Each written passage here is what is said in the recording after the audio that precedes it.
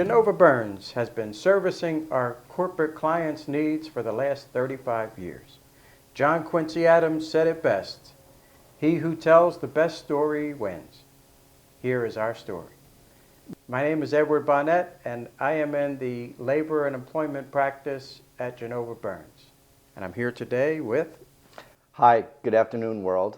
My name is Gerard Pizzillo. I'm a partner in the commercial real estate redevelopment land use groups with Genova Burns, practice out of the Jersey City office. My story is here to talk about redevelopment land use law with my friend here, Ed, how to marry the differences and coordination between labor and employment and the real estate land use world. Ed, I think you have some questions for me, so we could kick this off right now. I'd like to ask you a little bit about your practice. Tell me about these projects that you help coordinate. Yeah, absolutely. So we have a robust land use and redevelopment practice, small scale, mid-level, and high-rise developments. A lot of these more complicated and challenging redevelopment projects always involve an element of union labor, employment issues, and I think it's important for us to have this conversation so that we can help better educate not only the developers and individuals in the real estate world, but also from your perspective to help educate union and employers as to how to help coordinate and bridge differences that people in my world may have with people in your world. Right. So I'm guessing the first thing your clients might come to you and say, do I have to use union labor? And they may be fearful of that whole process. So how do you instruct them on that? Absolutely. Depending on the funding and how projects get funded and financed, there may be requirements for union labor, whether it's through a project labor agreement, some sort of project employment, a PICA agreement, but there is always a challenge and a risk, maybe, of having union come into play. I can't say that there is a per se mandate on all redevelopment projects. However, I would strongly advise and represent that if you are in any sort of federal funded or state funded, or if you're getting any sort of tax credits, there will be some kind of union obligation. Again, project labor agreement is probably the most common of these types of agreements, and I'm sure you've negotiated hundreds, if not thousands of them. And I guess from your perspective, what are these project labor agreements designed to do, really? And how do they impact people from my end? Right. So I guess the first thing to think about is a project labor agreement deals with a specific project. So it doesn't mean that it excludes non-union employers, for example, non-union construction companies. However, if they're going to bid on the process, they have to understand that to work on that project, they may have to sign a project labor agreement with the building trades, right? And so the building trades is sort of the umbrella group that covers all these different construction unions. You've got your electricians, you've got your sheet metal, you've got your carpentry, and so forth and so on. So the project labor agreement is going to bind that company and all the other companies that work on this project. And I guess what the companies are going to need to know, and what I would guide them through in the labor and employment space, is what are they signing? Are they signing anything that would bind them beyond this project? Are they signing anything that, what kind of work does it cover? What's the jurisdiction of the work that it covers, right? That they do on the project. They may have work, for example, like fabrication that they do off-site. Does the project labor agreement cover that? What's the package that they have to pay, right? That's a big question, of course. Absolutely, absolutely. And I think you're going to get that answer right on a project by project basis, right? Because you're never going to know until you get the document and what you're basically binding yourself to, as you suggested. I guess my question is, these project labor agreements are with a council covering several disciplines under that umbrella, for lack of a better term. Right. And how negotiable are those agreements? And now, are you, I'm assuming, negotiating with one party who's representing 7 other parties? Right. And how does that play into the overall document that my client may be required to sign? Well, there would be a master agreement, and then there could be addendums to that agreement. I think companies would be wise to say, I'd like to negotiate something a little different. For example, if the requirement says that the benefits package has to be paid fully and it goes to the union, a company might say, well, I'd like an offset of that because I paid my benefits already. I have an existing benefit plan. And, we might want to negotiate something like that. We might say, well, my company is a small sort of mom and pop electrical company. Some of these things that you're asking me to sign don't really pertain to my business. So we might look to the union to say, is there a separate agreement that would bind for a smaller company? And do you think it would be beneficial, or how beneficial maybe is it for myself or general contractors or developers to understand the workings of the union hall hiring rules and those kinds of requirements? Because you're probably going to be somehow tied into those by virtue of the execution of the PLA, I would suggest, right? That's right, yeah. And companies will need to know, can I use my existing workforce? If I have several people, do they have to then be covered by the contract?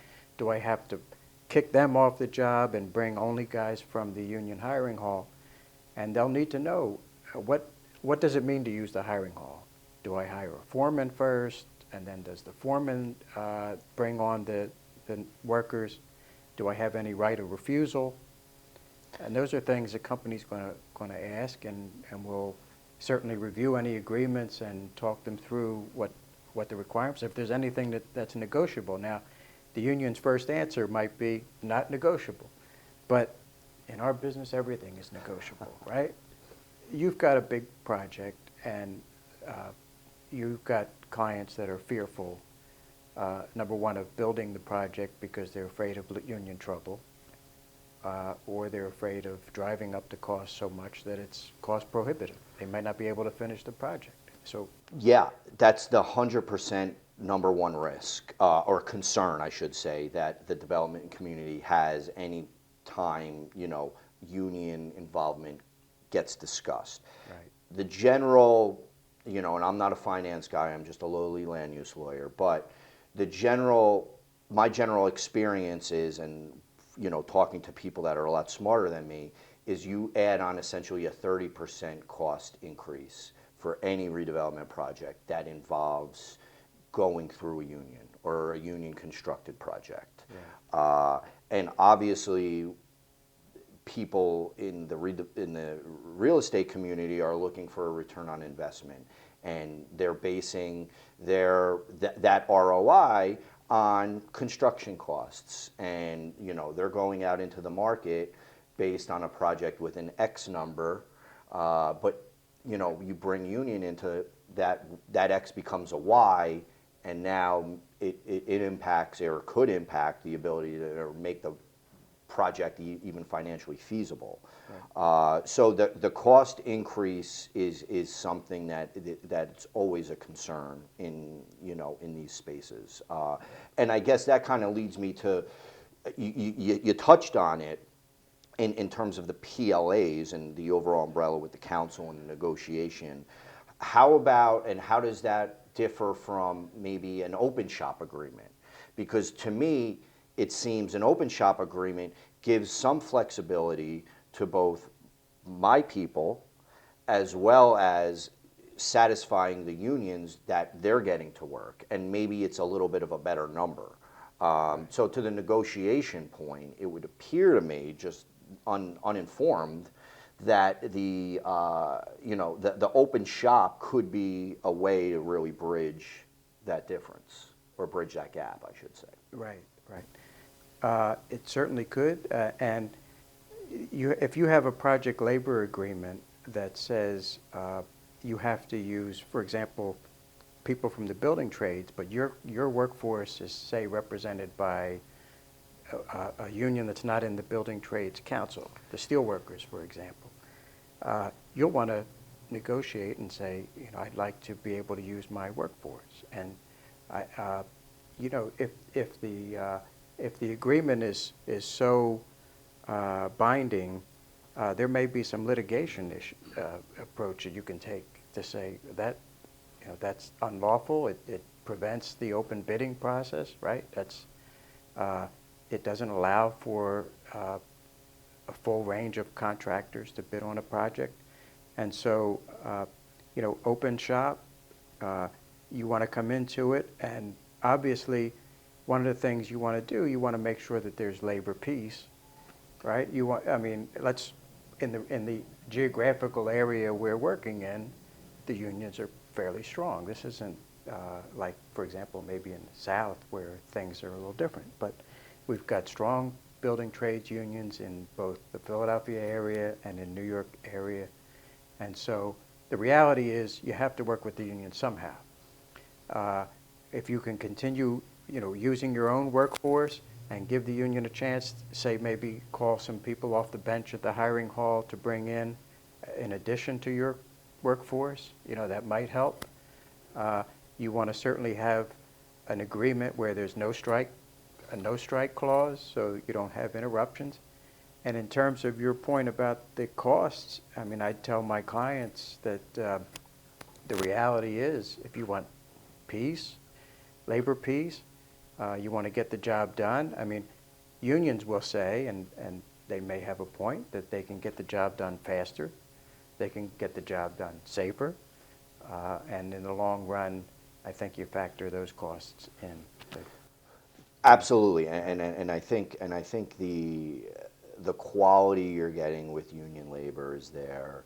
Right. You're getting trained professionals that have the top-notch safety regulations through OSHA and all the necessary certifications. So I think there's a lot of a comfort level that if you are getting, or if you are building union, you are getting a top quality right.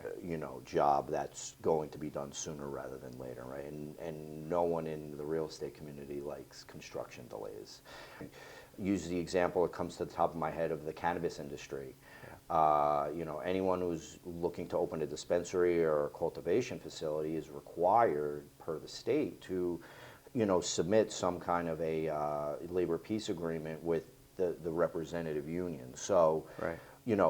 Talk to us about, what you can expect in those labor peace agreements, yep. and really what are they designed to do, right. and what are the concerns or the potentialities from someone on my end who's executing those agreements. Right.